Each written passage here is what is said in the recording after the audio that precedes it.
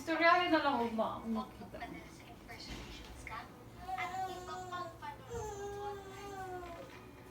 Ang perang pinaghirapan, ingatan mula sa impersonation scam.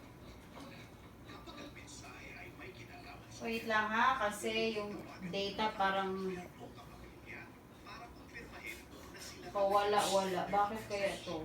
pangalawa.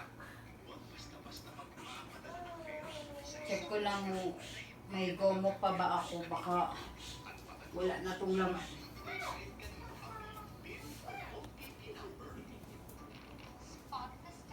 Oh, meron pa.